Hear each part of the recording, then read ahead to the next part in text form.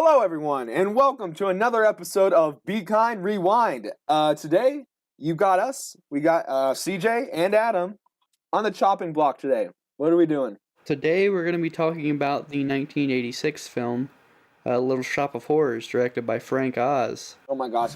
Little shop of horrors. Here we go again. Oh, I'm sorry.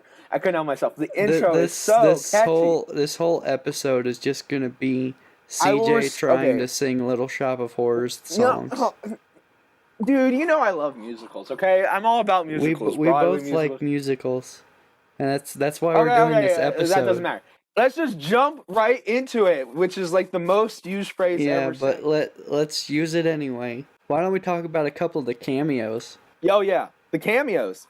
Oh, okay. Yeah, oh my gosh. Okay, because so like the casting for this was like This was the second time I've watched this movie, and I was really surprised, like when I recognized all the people. Yeah, there's a lot of faces in there. Let's start with the guy we were just talking about, Princess Bride, the last episode. And Christopher Guest was he's the guy that sees the strange and interesting plant. Where did you find it? And in the Princess Bride, he was the six-fingered man. Yeah, he was Count Rugen, the six-fingered man. Exactly. That's really cool. Mm-hmm. Because the acting for that was really funny. He's just like talking in a very monotone, or not monotone, but like very. Excuse me, I couldn't help noticing that strange and interesting plant. What is it? It was pretty funny. It was really funny. Yeah. Another great cameo, Bill Murray as Arthur Denton. Oh my gosh, the legend. I love that guy. Bill Murray is really great. He's great. This is probably one of my favorite scenes with Bill Murray in it, and that's like including all of his movies that he's a main character. Yeah, exactly. Just this one scene is one of my favorite things ever with Bill Murray. Well, it's because he's working together with Steve Martin. Steve Martin, and those two are both comedic geniuses. So when you and then when they put off two each of them other together, you just get something that's beautiful. I went to a terrible dentist on Wednesday who was recommended me by somebody that I saw on Monday, who's the brother of a man that I usually see on Sundays. Yeah. I mean, when you put... Well, it doesn't always work, but when you put two comedic... Sometimes you get... It's like an all-star team where, like, they're really good, but they don't work well together. But they had a good chemistry in this one. This one was good. Mm-hmm. John Candy as the dude at the radio station. Another guy who's worked with Steve Martin in Planes, Trains, and Automobiles. Mm-hmm. That's pretty cool. I think Planes and Trains was funny in that. Planes and Trains was a year after Little Shop of Horrors, I think. I think Planes and Trains was 87 and Little Shop was 86. I wonder if they like got to know each other on that set, or if did they already know each other? Because I would be interested, like, oh, hey, I met, I don't know. It'd be interesting to find out. I don't know, that'd be interesting. I'd have to look into that. And, it's like the 6 degrees of Bacon, where instead of Kevin Bacon, it's like, oh, they got to know each other through this. Because that's how so many things come about. People get to know each other through things that they work together on, and then that creates things that were even better than when they met. They create movies and amazing stuff. It just came from encounters, Yeah. Another cameo. James Belushi is like the dude at the end, the brother of John Belushi, the Blues brother, John Belushi.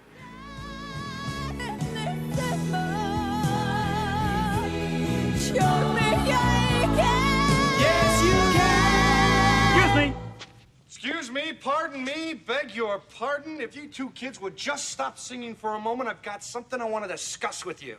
The brother of the Blues Brothers. Yeah, the Blues brother. There we go. A true Blues brother. So that was pretty cool. Yeah, he shows up right at the tail end of the movie. Which is hilarious because my mind is just like connecting everything. I'm thinking of John Belushi, who was with Elwood, who was actually Dan Aykroyd, who was in Ghostbusters with Bill Murray. It's a web. It's a web of 80s movies. Like my mind is just kind of like connecting all the dots because I'm like, oh, these old people, they all knew each other. It's so crazy. Mm-hmm. I think that's all the cameos. That was all the main cameos. That are like all the prominent cameos. Yeah, sure. Oh wait. Did the director, did Frank Oz ever like show up? I don't think he showed up in there. Okay. But let's talk about him for a minute. Frank Oz, the Frank director. Oz, the mastermind behind Grover, Yoda, the Muppets. Well, that was Jim Henson, but wait, what? Jim Henson made the Muppets. But he did Miss Piggy though, right? For a couple things, yeah. Okay. I don't know all the Muppets Yoda! that he's voiced, but yeah, he's Yoda. Yoda. He's also in Blues Brothers. He's you're right. He's the guy at the beginning of the movie that gives Jake all his stuff back. And then Steven Spielberg shows up at the end, right? Yeah, Blues Brothers. That's kind of funny. That's hilarious. Anyways, yeah. Frank Oz. I always thought of him more as just like a guy who worked with puppets and was really good with puppets and voice acting. Well, I never thought of him as a puppets great has a director. lot to do with this movie, so. That's true. But yeah. He didn't really. Originally. He was really just a director in this movie. Originally though, we watched the behind the scenes thing on it. Martin Scorsese, of all people, was supposed to direct this movie. That was really cool. And Spielberg was gonna produce it. So imagine having a Scorsese directed Little Shop of Horrors. He made like all the gangster movies with De Niro and stuff like that. Probably would have been a lot more grittier. Yeah. I don't know. And also, I don't know how well the puppet would have worked out. But the thing is, they were trying to stay true to the original source material, which was that movie that was originally made. The Roger Corman movie from. It was intentionally bad or 60s. Unintentionally. I don't know. It's known as the movie that was made in 2 days because it was. Roger Corman's famous for making movies on tight budget and in very little time. That's cool though. So anyway, it stayed true to the source material. It stayed really lighthearted and funny for the most part. I mean, he had the dark moments. Well, I mean, it's a dark comedy, so it is. But like, you still laugh at it, and it's kind of like Addams Family, I guess, where it's dark, but it's also a family. But it's not like movie. super dark. Like, it's not like It's not like Fargo. No. No. No. Fargo's a little darker than Little Shop of Horrors. But, yeah. Spoiler alert, only 2 people die in Little Shop of Horrors. Well, technically, let's talk about that original. Are we allowed to talk about it? I didn't know if people... Let's go ahead and talk about an original ending. You know what? Spoiler alert. Too late. Yeah, this is an old movie. We can talk about it. We can. If you haven't seen this movie and you're listening to this podcast, it is your own fault. Okay. Yeah. But let's talk about this original ending since you brought up the death. Oh my gosh. Count. Okay, yeah, it had 2 endings technically. The director's cut. And then the original ending. The original. Now it's known as the director's cut. The original ending was the one they showed. The plant wins. Yeah, it was the one they showed to test audiences before the movie came out, and all the audiences were like, "Whoa, this is dark." The heroes all died because what happens is Audrey 2, which is the plant in the story. The plant monster. Yeah. Yeah, it eats. It spreads. Everyone. Like it creates different. It kills. Takes Audrey, over the world, which is the main girl, and then it also kills Seymour, which is our main character, the protagonist. Then, that's what audiences were like. What? They died? And then they sell smaller plant versions of Audrey 2 because the salesmen get their hands on Audrey 2 and they sell it all across the world. And so then they grow bigger. Yeah. They start eating people. They start destroying buildings. It's suddenly like the original. It started turning into like your old early 1900s like Godzilla end of the world movie. Like, I'm trying to think like Godzilla and King Godzilla, Kong, Mothman, those kind of stuff. Yeah, King Kong. This kind of it was cool though. It was a cool ending. Personally, I think it had a lot of merit to it. Yeah, And like it was huge. I like both endings. It was so big budget though. Like Yeah, put it's one so of the much- most expensive deleted scenes ever. right? I mean, all those puppets and all the sets, and it was insane. Yeah, it's crazy. They had to use like miniatures and stuff and get all the explosions to work in the buildings and then they cut that out and give us a discounted version. well, it's not really discounted. It's just more of a happier ending. I like both endings. That's true. They did. yeah. They had the electric spark thing when they destroyed Aubrey. That must have taken a lot of. Yeah, whatever. The ending that most people are familiar with is Seymour and Audrey. They end up killing the plant, and then they go and get married and live happily ever after. And then we have a slow pan down of the final shot into their garden at their house, and there's another Audrey too, and it smiles, and then the movie ends. Which is still a very good ending because it's like, to be continued? Not really, but, whatever. Yeah. But, I hope there's not a Little Shop of Horrors 2. No. No. That's one of those movies you don't touch.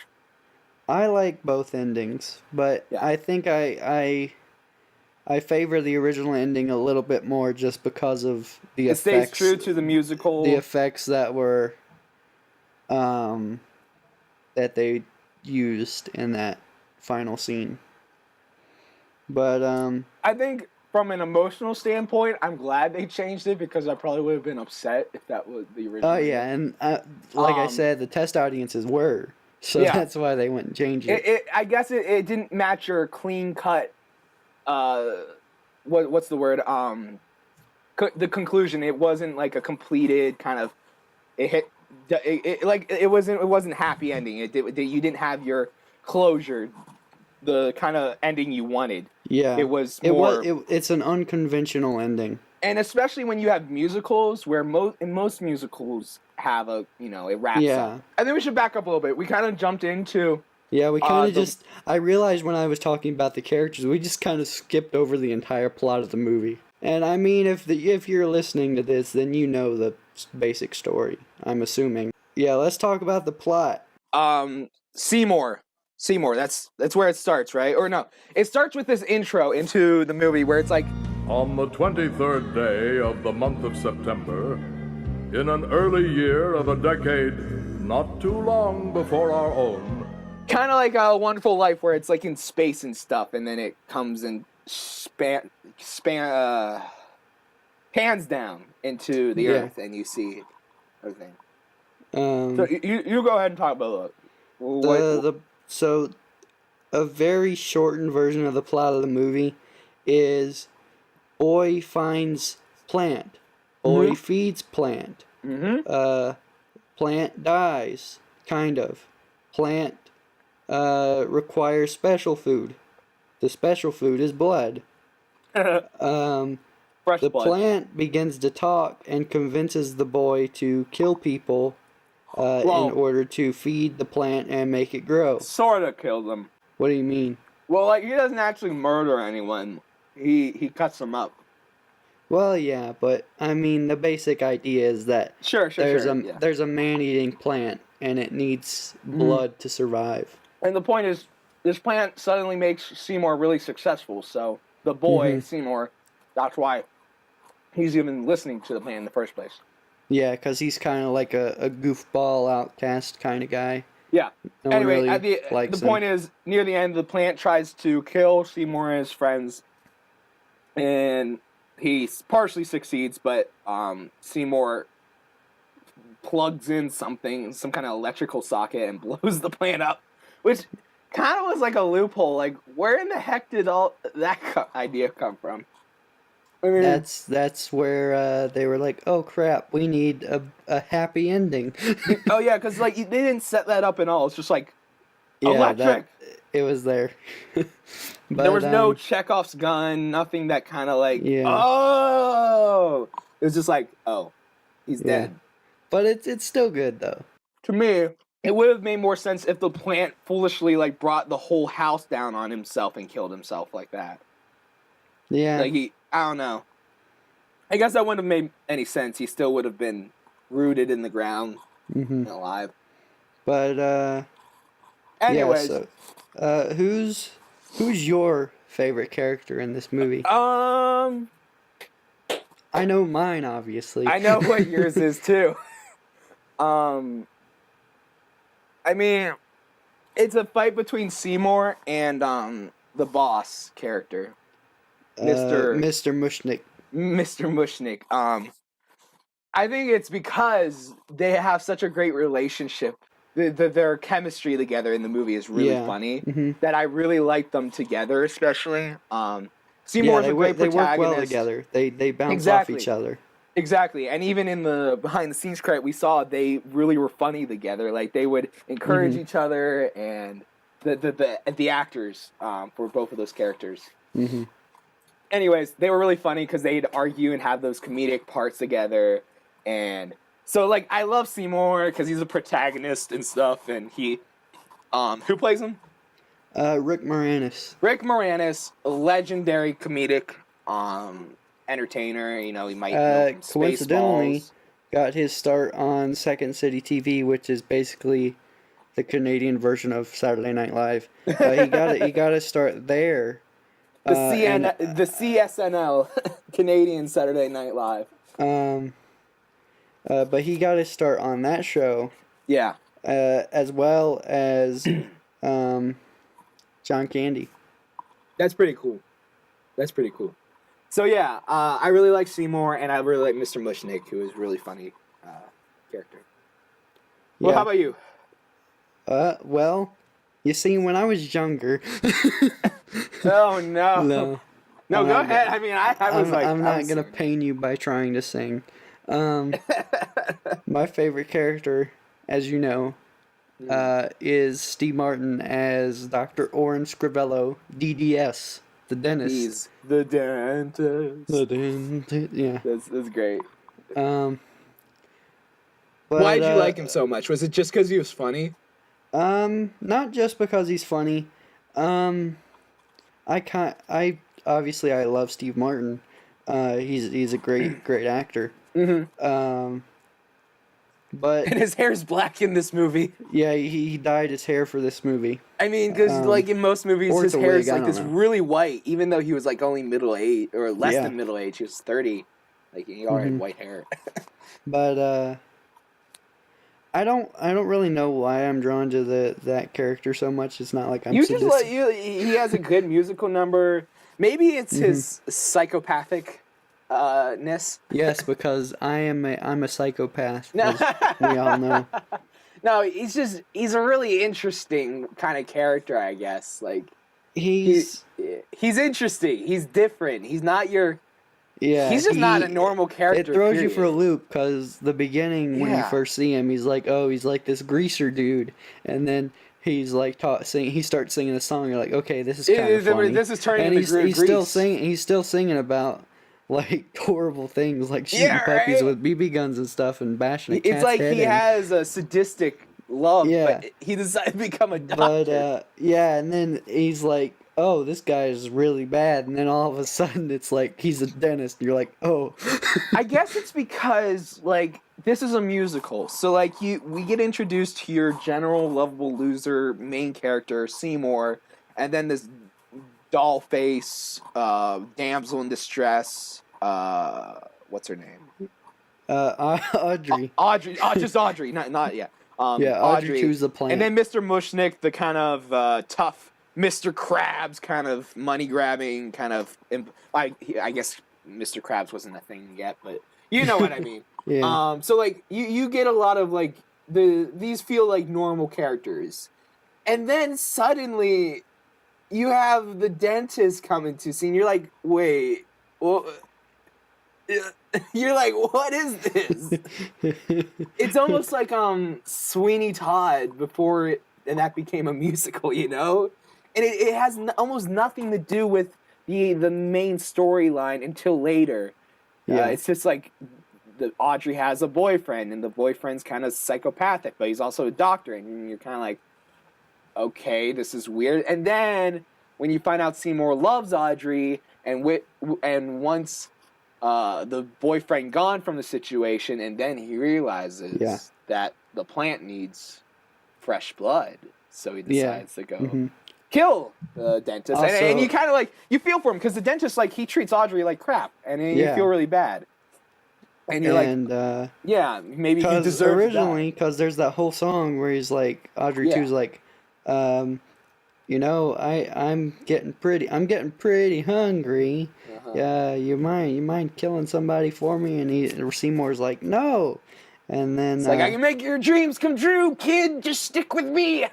And then we're gonna go far. We're gonna go places. Yeah. I guess we should also mention that spoiler alert. It's kind of like Rick and Morty. The dentist dies. So yeah. Well, the thing is, that's why I sympathize with Seymour so much. He doesn't even actually kill him. The dentist, he's got this thing with laughing gas that's kind of like a drug. And he gets like this thing on him, this machine, so he gets a constant stream of it, and then it breaks, so like he dies. Yeah, and then he stops breathing. He stops breathing. I don't know. So yeah. So then like Seymour's like, oh, well, he's dead, so I may as well go and chop him up. Yeah, he chops him up, feeds him to Audrey too. And then Mr. Mushnick sees him do it, and he's like, hey, that ain't cool. I'm going to go take you to the police. Unless you let me keep the plant, and then you get out of town. Yeah, and he's like, give me your secret gardening tips. And then he kind of like backs him up a little bit, and Mr. Mushnick sees him, and then Audrey eats him just by himself, and Seymour's like, oh, what am I doing? Yep. And then he basically tries running away from his fears by just telling Audrey, we got to get out of here with the money that we already have. But then, the showdown. And then that's where it splits off into what we were talking about earlier. Either the original ending or the movie ending. Yeah. The theatrical version. So that's the basic plot. in a very run-around, jumping, abridged version. That's it's so good though. It's so interesting. It's a very unique story. It's sort of like your general good hero, sort of good hero, versus the monster. Yeah. But it's done in a very funny, dark comedy, unique twist way, I guess. Mm-hmm. Let's talk about the music finally. Yes, the music. Okay, what about the music? What did you love those three girls who they brought something else to the whole thing. They definitely changed the tone. The three of the African American girls who kind of did this, because we're not allowed to say black. Adam. We're gonna get sued for this because we called them black. Oh my gosh! You better cut this out of the thing. No. Okay, the three girls, wonderful singers, and they had the little dance routine. They're really great because they're like those 1960s, back when the Beatles were popular. The other big, the Supremes were like one of their biggest competitors, the Beatles. If you know, like Joseph and the Amazing Technicolor Dreamcoat, another musical. Yeah. It's like soul sort of, but it's like pop. It's soulish pop. The three girls are basically the equivalent to the narrator in the play Joseph and the Amazing Technicolor Dreamcoat. That's right, because she has that big melodic voice. They explain the story without being directly involved in it. It's a lot. I compared it in the movie to Lemony Snicket in the series of Unfortunate Events, which is on Netflix, and how he kind of like is in the movie and story. He even walks around the set, but no one notices him. It's like he's a ghost almost. Yeah. So kind of like this. People don't really notice them unless they're directly talking to the characters, in which case they would like dress up and not have their dazzling dresses on. They'd like dress up as like your people average. On Skid Row. Yeah, Skid Row. Skid Row. Okay. Sorry. No, I won't sing. This is a great musical, and they sing really well, and they really keep the plot flowing from one to the other, and it's just kind of like a nice break in between of them. The story, and it really blends together too. So, Anything else? Who did the music? Because you said Alan Menken wrote some of the songs. Because Alan Scorsese was the one signed up, and then he didn't, so you had Alan Menken. Yeah. I think he did a really good job with that. Yeah, so Alan Menken did, I think he wrote some of the songs. I don't know if he wrote all of the songs, but I know he wrote several of them. And Alan Menken, he's famous for doing, like, all the Disney stuff. He did, like, he did Hunchback of Notre Dame. He did a lot of, basically all of the Disney movies in the 90s. So, yeah, around the time of, like, Lion King and Aladdin and stuff, he did a lot of those kind of movies. So he's pretty famous. Yeah. Which is just another reason why this movie has such great songs, is because they got a really good songwriter to do it. I pulled up Wikipedia, and it says the music was by Miles Goodman. Well, Miles Goodman, I haven't heard of Miles Goodman. Elliot Miles Goodman. Yeah. For anything else other than this, but he did. He did What About Bob, apparently. Oh, another great Bill Murray movie. Yeah, he collaborated with Frank Oz a lot. But anyway, so Alan Menken, he did the songs, not the background music. The music is by that guy. Okay. But Alan Menken did the songs. Okay. So two different things. They're kind of confusing. All right, got it. But great songs. What's your favorite song in this? I usually say that my favorite is Mean Green Mother from Outer Space. It's just a fun. That's the height of the movie. That's what it's all been building towards. But I also like the one where he's like telling him, "Go get it," the feeding. The plant songs I think are my favorite because I just admire the puppet and the way that syncs up so well with the music, and it's just such fun. And Levi Stubbs from the Four Tops is the voice of Audrey too. So, it was a really unique choice though to have him sing that. Yeah, but it matched well with the three main singers. The narrator. I mean, I've seen the show, I've seen the play and the movie so many times that I didn't really think about this, but if you've never seen the movie, I think the name Audrey 2 and then having that voice paired with the name Audrey 2 it's really weird. would throw people off and be like, whoa, that was that's another thing funny. that made this musical so unique. You like comparing this to the Be More Chill musical because there's the Squip, which is kind of a villain. Be More Chill is a musical. It's not a movie. No, it's just a musical. Although they're thinking of doing two different movies for Be More Chill, like one that sticks to the original book material, and then the one that's more like the musical. Just saying. Yeah, that's cool. I'm a musical buff. I know this stuff. Yeah, Be More Chill is a musical. It's really big right now. Yeah. It's basically, the way I talk about it is it's Heathers combined with Little Shop of Horrors. Pretty much. And it's modern, if you wanna, too. Yeah, if you want to learn more about that, go look it up. Yeah. Anyways, yeah. There's a villain in that. There's a villain called the Squip in Be More Chill who encourages the protagonist to do things he shouldn't. And to act a certain way and to be cooler. And kind of controls his actions. Very similar to Audrey 2, who... Anyways, I like making that comparison because it just shows like how... I'm sure... I feel like the guy who was behind Be More Chill must have had some kind of inspiration. If not directly from Little Shop of Horrors, then what Little Shop of Horrors created as this kind of overarching villain persona. And it's kind of the not twist villain, but like the secret villain. He's not like a person or a human. Like he doesn't act like the whoever the villain or whatever the villain is doesn't act like the villain at first. No, he kind of is like the innocent. characters don't realize that That's the villain. It seems like he's trying to until help. it's too late. He's more. He's kind of like Jiminy Cricket turned bad. You know, really. Let's be honest. It's I guess, he's this little guy. He's the devil on the shoulder that you actually thought was the angel at first. You know. Yeah. He's the little whisper in your ear. He's like, hey, if you do this, it's going to help you. And then he shows you it helps you, but it actually turns around and it messes you up.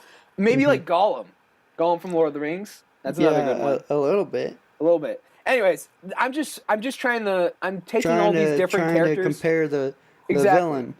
Exactly. So yeah. But while we're talking about the villain, Audrey too. Yes, let's finally jump into this part. Let's talk about the puppet. We want the puppet. We've been holding back, but we're gonna go into this now. The puppet. Oh my gosh! You think Jabba the Hutt from Star Wars: Revenge of the Sith is good? You have seen nothing. Return of the Jedi.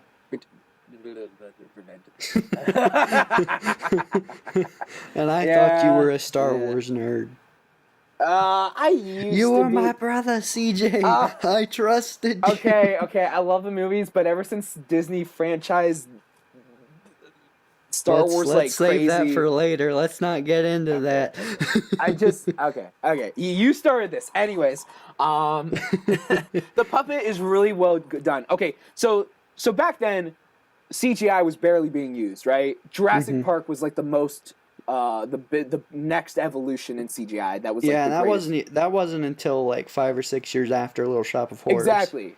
So if you were using CG it around the really time of Little Shop of Horrors, it was really basic, and if you would watch it today, it would be really, really bad. Yeah. With a couple exceptions. Even modern CGI, I still have certain qualms with sometimes. But this is in the days before CGI was so really they had to use a puppet. Prominent. And they had like 50 to 100 guys working on this puppet at the same time. And the puppet is so, like, obviously it's not, it doesn't look like just a plant. And there were, how many different puppets? There were like 6 or 7 different puppets. Oh yeah, because... And then the smallest one was like in a little coffee can, and the biggest one was like 12 or 14 feet tall. And we're not even talking about the little side singers, you know, who sung along with the plant, the little small ones. Oh yeah, the ones from Mean Green Mother. And then you also have, in the original cut, there was a bunch of them. Oh yeah, but those were like miniatures and stuff. They weren't as good as. But the main Audrey 2 big one was a life size puppet. It was bigger than a human. It was. Yeah, it was like 12 feet tall. It was huge. It was crazy, and it was really well made. Because you saw all the actions that it did were like so lifelike. I think that's the main point.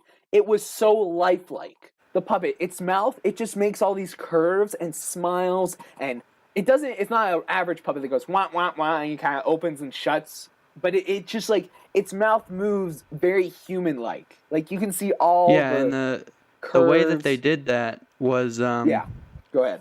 Is they had all the guys working, pulling and pushing levers and buttons and stuff and operating this puppet, and what they would do is they would slow down the music so the puppet wouldn't have to go full speed, because obviously that would be really hard to do.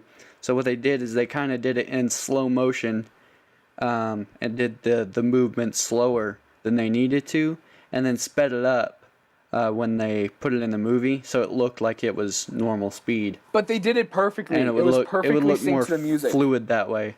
Yeah, it's so well. It was crazy. Like, in the behind the scenes, you just see them kind of moving all these levers and stuff. You're like, what in the world is that even doing? And then you see the actual puppet, and you're like, wow. Yeah, like, there's this one shot in the behind the scenes of, like, 3 guys, and they're just pushing levers up, down, up, down, up, down. And you're like, what is that doing? It looks like they're just pushing levers.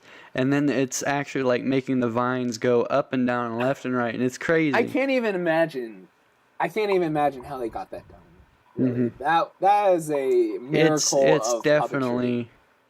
These guys were top notch, of course. These are the people who would work on Sesame Street and all those big puppet shows. Yeah, well, some of them were, but some of them. I'm just thinking of them, anyways. Yeah. But this might be the pinnacle of puppetry. I don't think you can get better than this. It's definitely one of the best. It's not my. I was telling you this. It's not my favorite. Like special effects. No.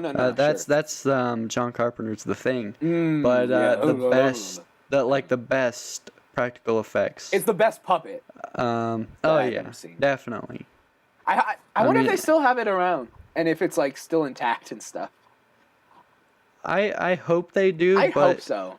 But I mean, back then they'd usually throw out old props and stuff. But that one was like, I felt like they had a special connection to that one. I'll have to look into that. But you know what? I really hope it's still there. Then again, the original Back to the Future DeLorean got torn apart and. That happened to a lot of That's so classic sad. movie props. That's so sad. Yeah. Anyways, it happens. Anyways, it was so lifelike though that like in the back to scenes you could even see Mr. Seymour, not Mr. Seymour, Seymour, the character. I keep forgetting his name. Mr. Mushnick. No, not Mr. Mushnick, but the actor behind Seymour. Rick Moranis. Mr. Moranis. That's what I wanted to say. I wanted to say Mr. Moranis. He would go and just like hang out on his lunch break with the puppet and just talk to it, even though it wasn't like saying anything. That was how lifelike. He had a connection with it. Like it was. Yeah. It was funny. That's so cool. Let's go ahead and start wrapping up and talking about some final points and stuff. Yeah. I love the music. It was great in the musical department. It was great in the special effects department and the acting and the plot. That's why it was just pretty much good with me, because it just seemed to excel in all those major points and concerns that I have. It's very Hollywood Broadway. Like it leaves it's nothing. definitely a very good. It's a very good adaptation of a play. But it feels kind of like it feels old. It feels a little dated. A little bit, yeah. I mean, it's the kind of thing that's. But I mean, it was made in the 80s, but it was set in the 50s. Exactly. So that's true. Is it dated to the 50s or dated to the 80s? I don't know. Thing. Yeah. That's true. Anyways, the point was it just felt like an older movie, but it was a good older movie. It was that's crust. The stuffed crust. We gotta mention the stuffed crust. It's the same thing as The Princess Bride. It may feel kind of older. It's a good kind of cheesy. It is. Exactly. Speaking of the stuffed crust, let's go ahead and rate this on our fancy pizza rating scale. 1 out of 8. Or I'm not giving this movie 1 out of 8 slices. No, obviously. Holy obviously. cow. But our pizza has 8 slices, and how many slices of pizza would you eat for this movie is how we rate our movies. Yeah. So, yeah. You went first last time, I believe. So yeah, I said 8 out of 8 for Princess Bride. Yeah, so I'll go ahead and you go ahead first. Go first for this one. So this is a very good movie. It definitely has some flaws. Does feel a little bit dated. Some of that's good, some of that's bad. But the puppet is magnificent. The acting is great. The chemistry between all the actors felt really natural. I don't think I'll give it 8 out of 8. Just because I'm saving that for like several movies in particular. But I gave Princess Bride 7 out of 8. I'll give this one. I'll give it 6.5. Okay. So it's a very good movie, but it does have flaws. Oh, sure, absolutely. I think I love it. I love like the puppets and the characters and the music. The music is great, but it still feels like it's a little antique. It's beautiful, but like I just feel like certain parts I'm like, but I really love it. I do love it. I didn't have any major problem with it. In fact, I wholly enjoyed it. But there's just a few things that I felt like it's an older movie.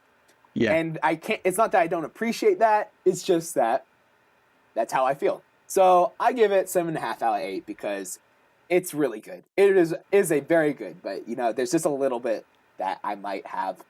I don't know. Yeah.